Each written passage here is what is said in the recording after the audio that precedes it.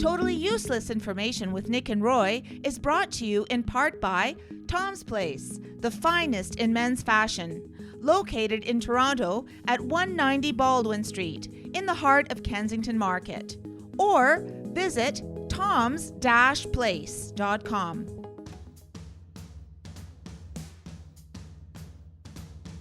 Celebrating 5 years. This is Totally Useless Information with Nick and Roy.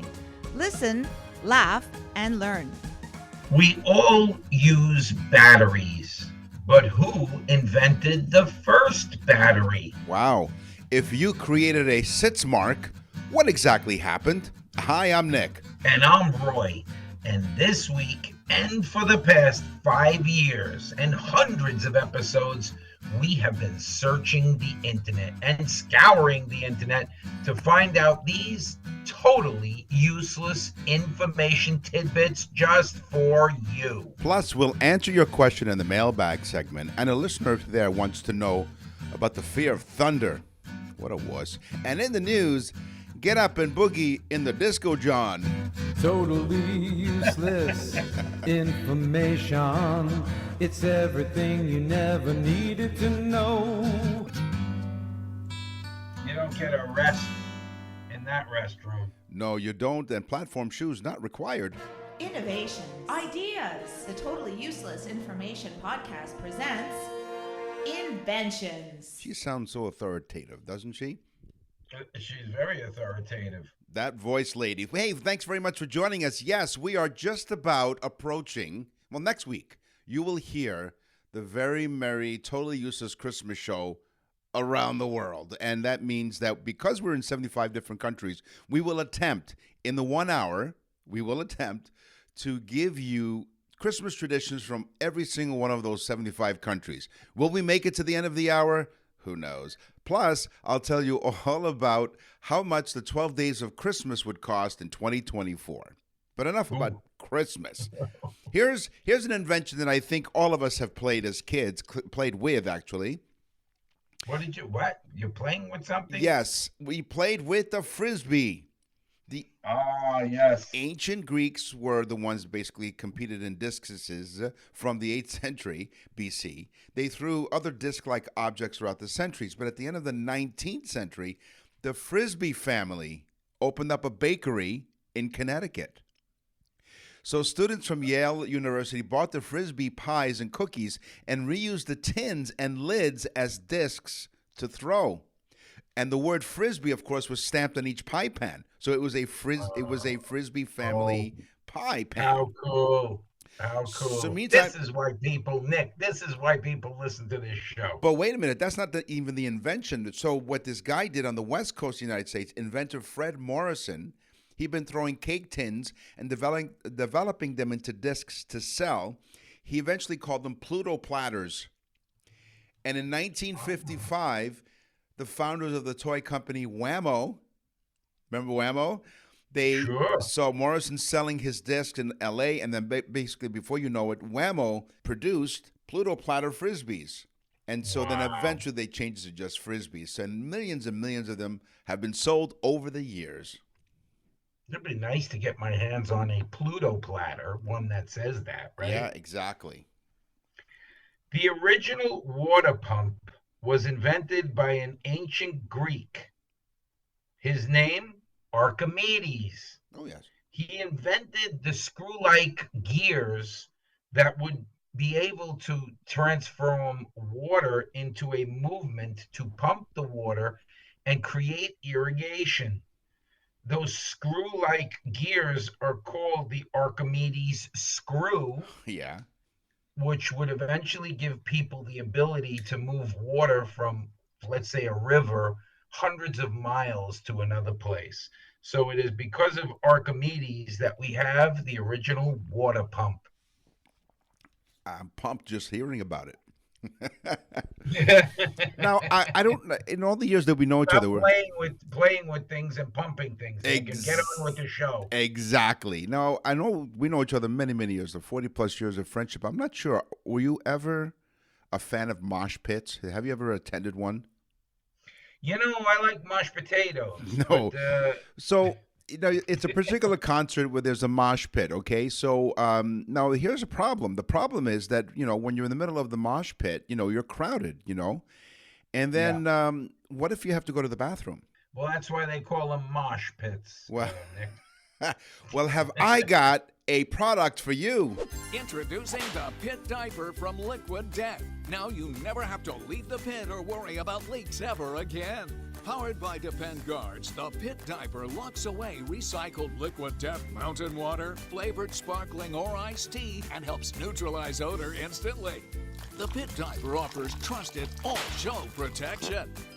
Your limited edition Pit Diaper by Liquid Death and Depend today. Hurry, supplies are extremely limited. Now, thanks to the Pit Diaper, you can rock out with your in.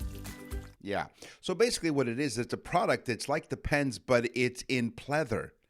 And so you wear it, and this way you don't have to worry about it. I'm going to tell you, the fact is, folks, this stuff is true. Yes. Yes, it is. We're all going to hell in a handbasket. Because of this product, you're never going to miss your favorite song or worry about leaks ever again, according to the product. Wow. Yeah. Insane. Yes. What do you think the father of computers? Who do you think that would be? The father of computers? Some guy named Windows. No, you would think it would be like one of the guys from Apple or IBM or whatever. Yeah. But no, his name is Charles Babbage. And he conceptualized the analytical engine that would run the early computers. He conceptualized what the processor needed to analytically decipher information. And I know that's very complicated, but his name was Charles Babbage. He will go down in history as nobody because nobody knows who he is unless you're a real computer geek. I'm sitting here and all of a sudden I see this fly. I'm like, I'm just going to grab my fly swatter. Got it. Aha. Who invented Nice segue, Nick. But Nick only noticed the fly because he has said in the beginning that he was playing. No, not that kind of fly. No. I'm talking about an actual fly, which, by the way, from our very first episode 5 years ago, we found out that the average fly hums in the key of F. Okay, Damn, useless information. So there are medieval woodcuts that show similar insect swatting devices, but the fly swatter as we know it today was invented in 1905 by a school teacher named Frank H. Rose. He was inspired to do so by the Kansas State Board of Health, who was at the time in a campaign to rid Kansas of flies. So Rose called his invention, made of wire screening attached to a yardstick, a fly bat. It was renamed to fly swatter by Dr. Crumby, who was part of the Kansas State Board of Health. And that worked out so well that right now the flies are running the State Board of Kansas. Yes, exactly. Flies up the nose of all those people who invented it. Yeah, well, time flies when you're a fly. Right. So who invented the first battery was my tease. Yes. Okay, it was called the volcanic pile. Who invented the first battery? It was called the volcanic pile. It was in 1800, which shocked me too that it was that long ago. But it was invented by a guy named Alessandro Volta. Volts. Yes. Gets its name from Alessandro Volta. He was so into electric. He was like the Tesla of his time, but he invented the battery in 1800 and called it the Voltic pile. Well, I was trying to think because, you have different sizes of batteries. Yes. And so I looked it up while you were talking. In 1924, a group of people from the battery industry, along with several manufacturers and government agencies, they came up with a standard system of battery sizes. And so they used letters of the alphabet, A, B, C, D, and E, etc. And then that poor 9-volt battery just gets in there. Yeah, exactly. My tongue is tingling as we speak because how did you I test know. to see? Why did Right. everybody touch it to their tongue? What's wrong with us? All you have to do is say is mention the 9-volt battery, and I'm sure everyone in the audience, their tongue Nick. started to tingle. Nick, I'm shocked that people would do that. Yes, exactly. Of course, Roy came up with Roy's high school nickname was Ever Ready. Think about it. Here's another invention.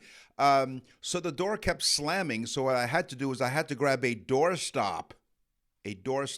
Ooh. And I'm thinking, well, who came up with the idea of taking this wedge of wood or plastic or whatever and put it under the door so that the door wouldn't close or slam? Sure. Who thought that? Well, in 1775, they came into use following the introduction of the rising butt. It's a type of hinge designed to close a door automatically. That's what it's called, a rising I butt. knew a girl in high school. Exactly. They used to call her the rising butt. Credit for the invention of the doorstop, of course, was granted to Osborne Dorsey. He was an inventor. In 1878, received a U.S. patent number 210764, in case you're wondering what the patent number is for the doorstop. So there was this guy. His name was Garrett Morgan. Yeah. Garrett Morgan was standing on a corner when he noticed that two cars just smashed into each other. Right. And he said, there's got to be a better way. So Garrett Morgan, he invented the first traffic signal, Oh, okay. Great. which would greatly, greatly save lives in the future because he had no idea what he invented. It would be on every corner, just about. And after inventing that, he also invented the first prototype gas mask. Oh, So this guy was a true inventor because he was all over the place. he was. And you know, I think the slogan for traffic signals. So what year was it invented? I don't have the actual year, Okay. but I do know that when he went to a company with the patent, he was late because of all those traffic signals. Right, exactly. Because I was going to say traffic signals being ignored for years because people go right through them. Nick and Roy will continue with totally useless information. We're back with totally useless information with Nick and Roy. Listen, laugh, and learn. You're listening to Totally Useless Information with Nick and Roy. We just plowed through with totally useless information. Thank you for joining us. If you visit our website, nickandroy.com, and you click on the Nick and Roy store, you know what you'll find? You'll find our faces. And I'm sorry, but you'll find our faces along with your opportunity to purchase a birthday message for your loved one. And what is our birthday message, Roy? Why bother watching a horror movie when you could look at pictures of Nick and I? No, go to the Nick and Roy store on nickandroy.com and you will find our birthday messages. You click on it, there is a sample. You will hear the greatest gift known to man. Honestly, we have gotten so many emails for these birthday messages. I can't even tell you. We've gotten emails from people that have heard the birthday message that we've made for other people. Yep. And how amazing and fun and they're just heartwarming, and that you can actually give us information and we customize a show, a mini show just for that person about the day that they were born. And then we put some personal information in. If you give us some hints, we really scour the internet and find out all kinds of stuff just for you. So go to nickandroy.com, click on the Nick and Roy store, go to the sample. You'll be happy you did. nickandroy.com. Where do expressions come from? We want to know right now. This is one of the original topics and the original jingle that we created 5 years ago of Totally Useless Information with Nick and Roy. From bottle to the throttle, pilots and flying, it's the FAA's bottle to throttle rule. It's the number of hours before a flight that a pilot must stop drinking alcohol. Well, I hope. It's a rule that many pilots have heard of but wish they knew the specifics before they were pulled from the cockpit just prior to departure. So I guess they failed. Well, thankfully, they did. So the FAA rulebook states that a pilot may not use alcohol within 8 hours of flight and cannot have a blood alcohol content above 0.04%. Yeah, you wouldn't want that. No, I heard a comedian do a great bit. He was like a drunk pilot. Good afternoon and welcome to the, whatever airline. And, it's really hysterical. I will start flying as soon as I wake up from my nap. I love this one. and I can't believe we haven't gotten this yet. Okay. How many episodes? Yes. Cat got your tongue. Oh, meow. In Old England, if you did something wrong, you would get whipped or what they call flogged Okay. with a cat and nine tails. Oh. It was said to be so painful that the victims were left speechless. So the cat got their tongue. Ah, that's great. That's when you write down, cat got your tongue. So we always encourage everyone when you listen to the show that you listen to the show and you bring a pencil, a pen, eyeliner, crayon, whatever, and a piece of paper to write this stuff down, or just hit rewind, or if you're listening on the radio, write really quickly. I knew one of the radio announcers, he's like, if you like a transcript of this program, start writing now. Here's my teaser. Sitzmark. Do you know what that is? It's a German word. No, what's it? Sitzmark und Sitzmark. It's a sunken area in the snow made by a fallen skier. Okay. Oh. So it's from the German, which is a compound of sitzen or sit, and mark, which is a visible impression. So sitzmark is your butt mark basically in the snow when you've fallen as a skier. Sitzmark. Sitzmark. Sitzen Sie an Sitzmark.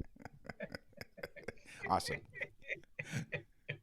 I got another great one, Nick, that I can't believe we haven't had on the show. Okay. I can't believe, because, folks, we've done so many shows that it's hard to find new expressions. That's how many shows we've done. Yes. But this one, I can't believe we never had.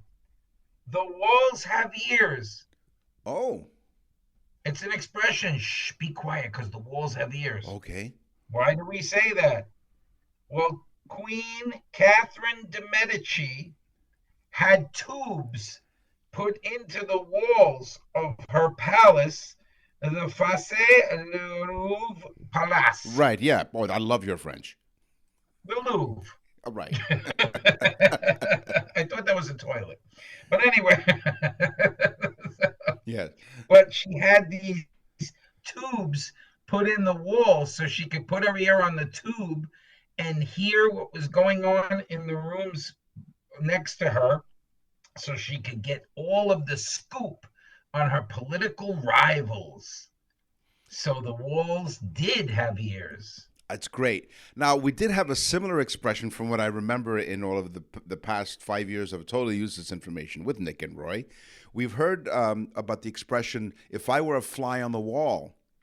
Yeah, there you go. So it was very similar to that. And the reason that expression, if I remember correctly, was apparently flies have great hearing. Do they? I was going to wait for you. Wait, I was going to say, I was waiting for you to say what? Huh? What? And that's where the expression came from. Did you say something, Nick? No, I didn't. All I can hear is the key of F. Right, exactly. And then, of course, there was one fly that was a little bit tone deaf and was off by a third, and then that's when they created harmonies. Short order cook. Now, you've been in the restaurant for many, many years. Have you ever been a short order cook? I don't like to think that, Nick. Right. But I've made eggs sometimes. That's right.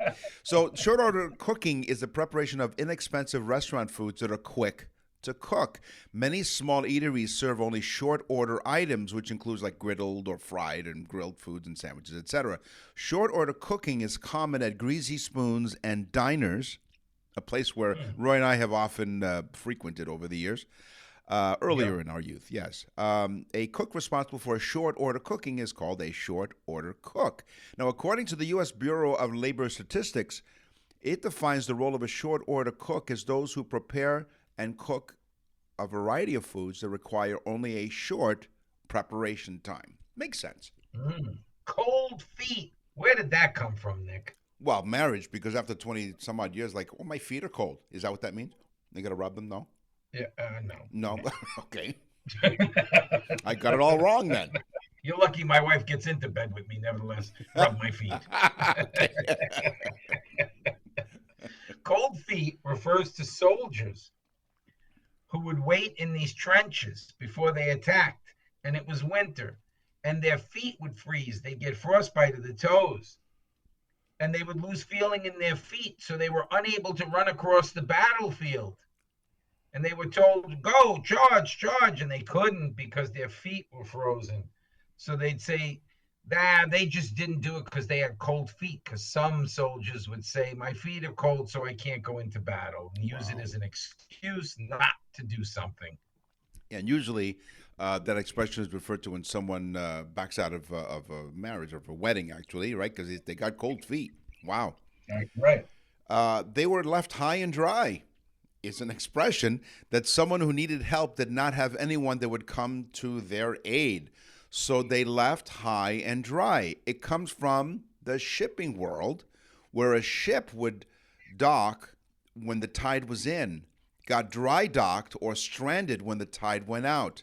The ship was left high and dry. Oh, wow. See, another good one. This is great expressions. I can't believe we found all of these. This is awesome. Here's another one, Nick. One for the road. Oh, yes. Right? Unless you're just have one for the road, you tell the bartender, right? Yeah, unless you're an airlines pilot, of course. Yeah, and they had that in the song, too. One for the road. Yeah, it was just like that. And the person who sang it was drunk. But go on. Well, the guy was drunk. He couldn't remember the words either. For sure. One for the road. It's from the Middle Ages in England. The condemned that were being put to death would be placed on a cart. They would be driven from the prison to the town square, where they would have their heads chopped off or been hung or whatever the hell they were going to do to torture and kill them. Lovely. But they would stop before the town square at one of the local taverns and allow the condemned to have one for the road before they went. Jeez. So the saying "one for the road" is literally their last wish of a drink. It's almost like, the last meal. One last meal before they get the last supper. Exactly. Nick and Roy will continue with totally useless information. The Boxing Day sale at Tom's Place is here. As a proud Canadian retailer, this is the right time for the best sale. Hi, Nick and Roy for Tom's Place. We love bringing you incredible Boxing Week deals all through December. We're here for you every day, except Christmas and New Year's, with amazing discounts waiting. We are fully stocked with a fantastic range of inventory and eager to move it all. Unbeatable deals on shirts, sweaters, pants, coats, sports jackets, suits, and more. Prices you won't believe. Like top designers, Ted Baker suits made in Italy and Canada, regularly $900 to $1,100. Get ready, they're incredibly priced, $500. And totally useless information. Listeners can ask Tom. Tom stands for Take Off More. Don't be confused with Tom's last job as a Chippendale dancer. But our listeners, specifically, when you go there, you say, I'm a totally useless information listener, Tom. Can you do more? Can you take off more, Tom? And they've asked Roy to do that, but then they told him to put it back on. Plus, ask for our gift certificates, the perfect one-size-fits-all gift for anyone on your list. Check online at toms-place.com. That's toms-place.com for all details about their specials and special hours. Tom's Place Boxing Week sale happening now at 190 Baldwin Street in Kensington Market. We're ready to suit you. Tom's Place. We're back with totally useless information with Nick and Roy. Listen, laugh, and learn. Einstein was a moron. Newton was a jerk. E equals nothing. It's science, science, science. Mm-hmm. It's science, science. I love that jingle. That's my favorite. Yep. The body is amazing. A couple of episodes ago, we learned that the eye can see about 10 million different shades of color. I'm still counting them, yes.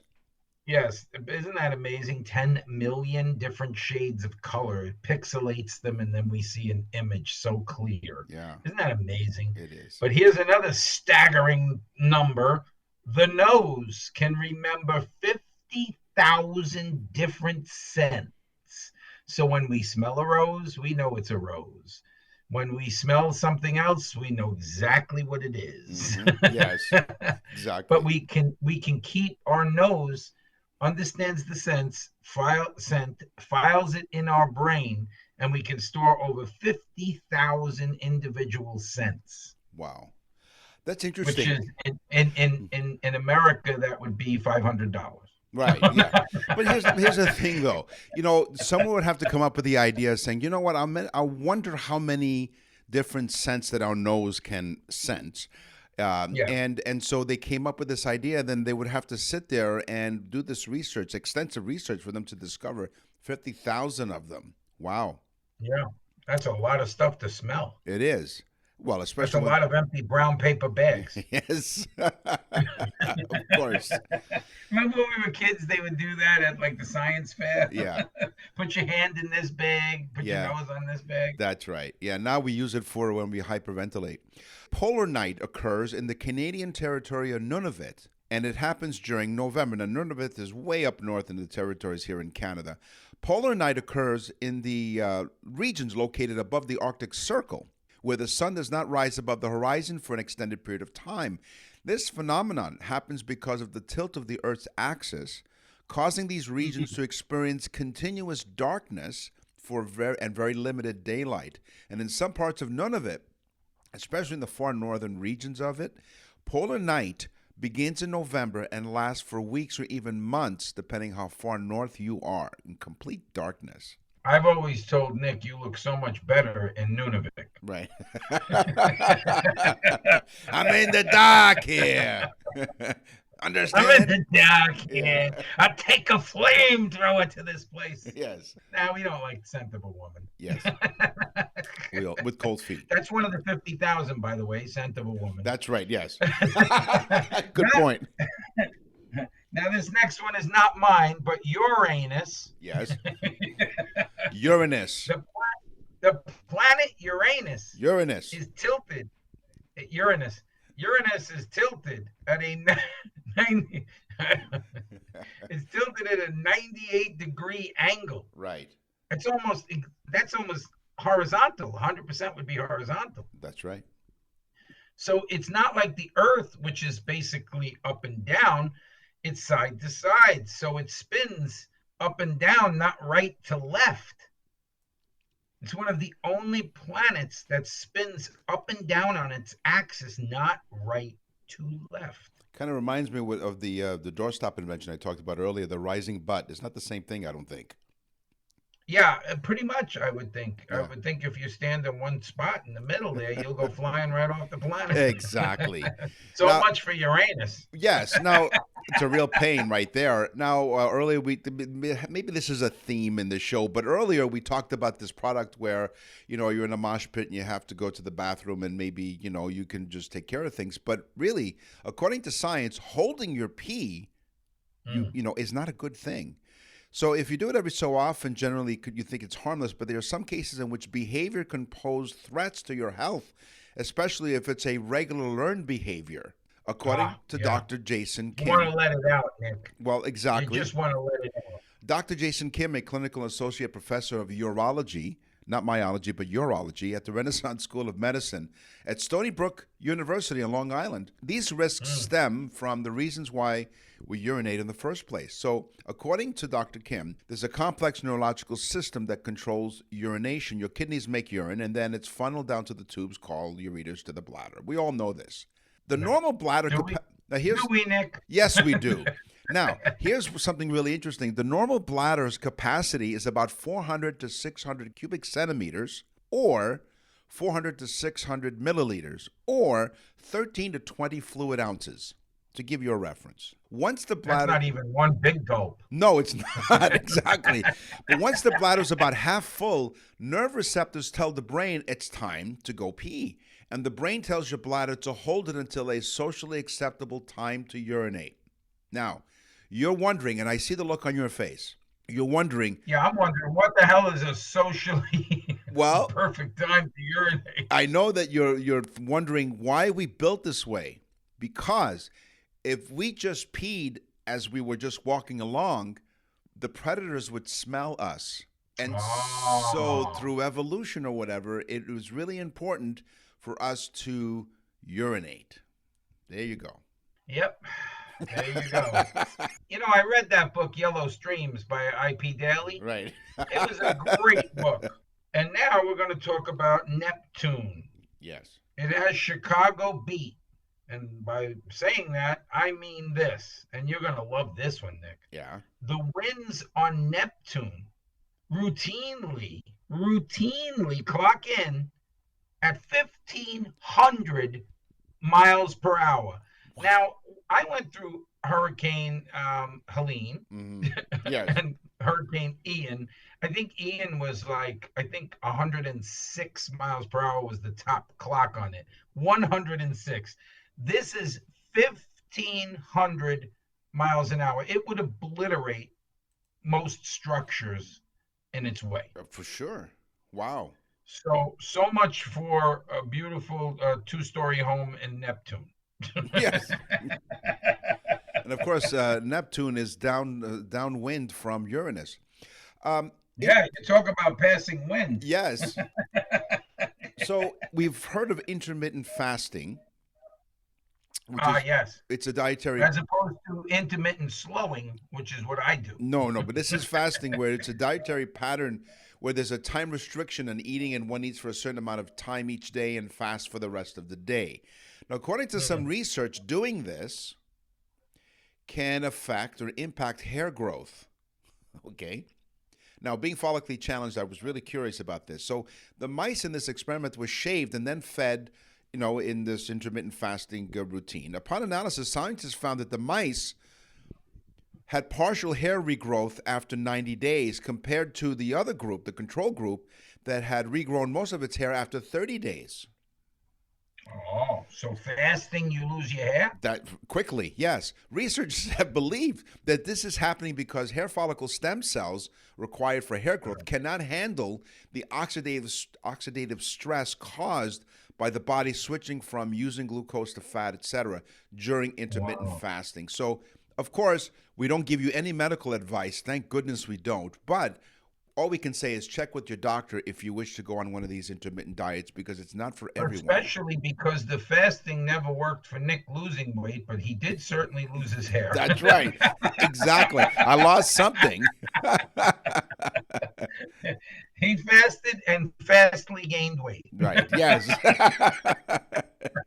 Right on. Okay. SMSSJ03130.36-6708339. I hope all of you got that. Wait, 0.3. Wait a minute. Okay, that's great. Now cover your right eye and repeat it. Now, really, honestly, Nick, that's a long set of numbers and letters. It is the name of the oldest star in our universe. SMSSJ03130.36-6708339.3 is 13.6 billion years old. Wow. That's what they assume. Right. That it is 13.6 billion years old, the oldest star in the universe. Nick was there when it was born. Yes.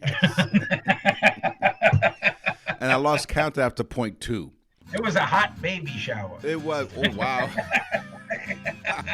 Nick and Roy will continue with totally useless information. Thank you for joining us. nickandroy.com is the website that you go to. You can check out all of the previous episodes. You go to the bottom of nickandroy.com and you can sign up for our newsletter, our VIP, Totally Useless VIP newsletter. You can join our mailing list, and we promise not to spam you. We're not that good. We don't spam you, and we don't sell your information, so it's safe with us. nickandroy.com, you click on the bottom, and then we don't sell your information. We keep it to ourselves. That's right. And also, someone asked us if we use any AI, artificial intelligence, on our show, and I assure them, no. We don't use any intelligence on this show, artificial or otherwise. nickandroy.com. You're listening to Totally Useless Information with Nick and Roy. Listen, laugh, and learn. What's in the mailbag? What's in the mail?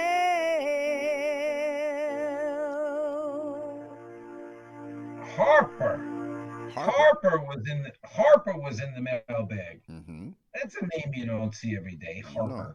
Okay. She's from New Zealand. Oh. Another country on our list of 70. How many? 78 now? Well, it's over 75, so we're still trying to calculate the rest of the other countries, but it's over 75. Over for sure. 75 countries, New Zealand being one of them. Harper S. She says, your show is amazing.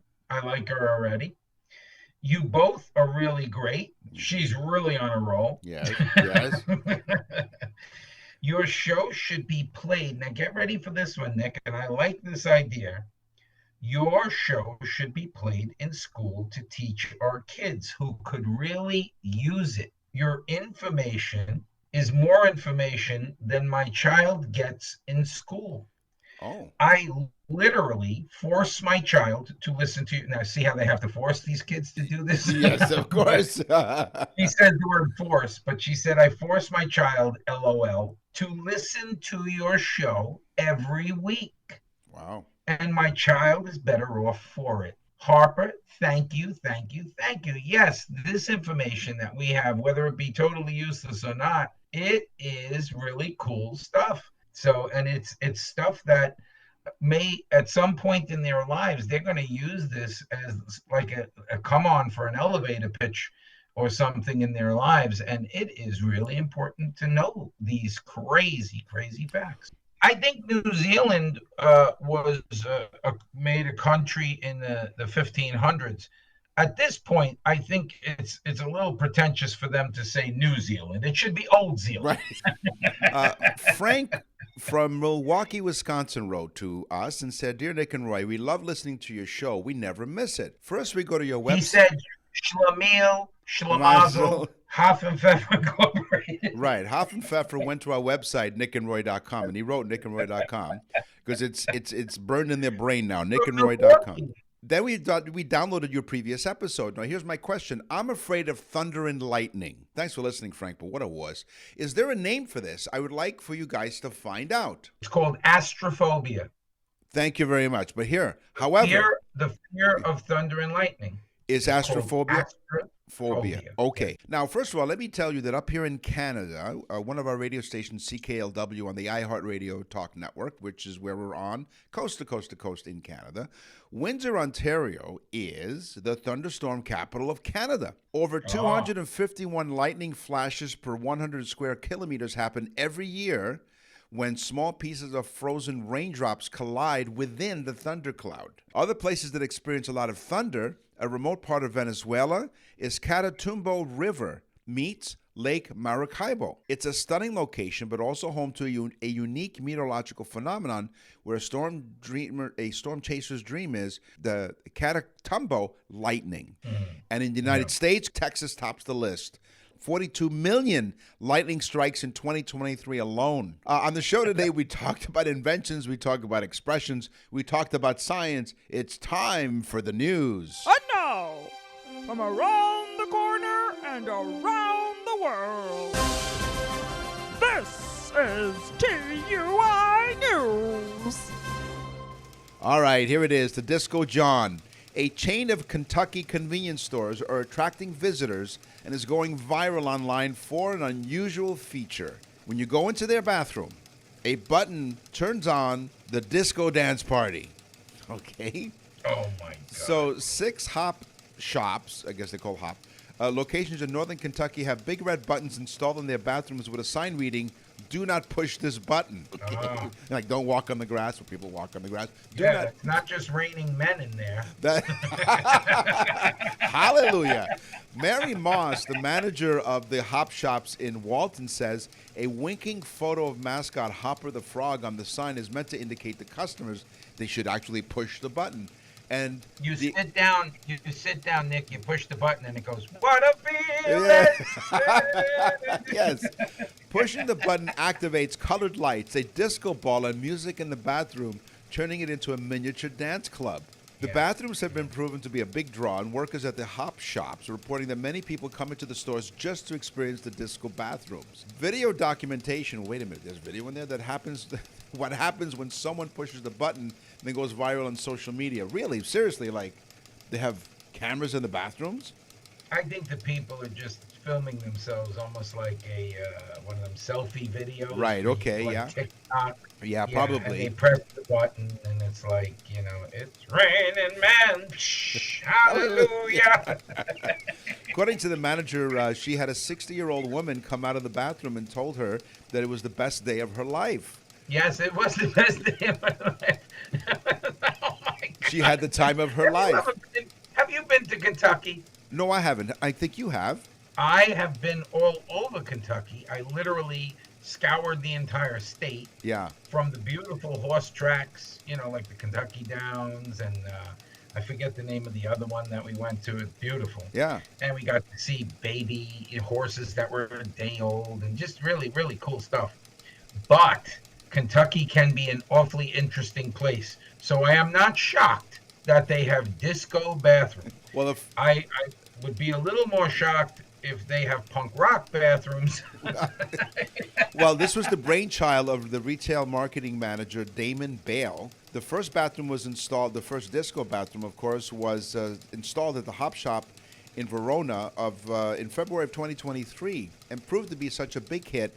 The company started expanding them to other locations, and there's a 6th disco bathroom opening in Florence, Kentucky. Yeah, and there's a picture of Damon with a white suit and black shirt and a members only jacket on.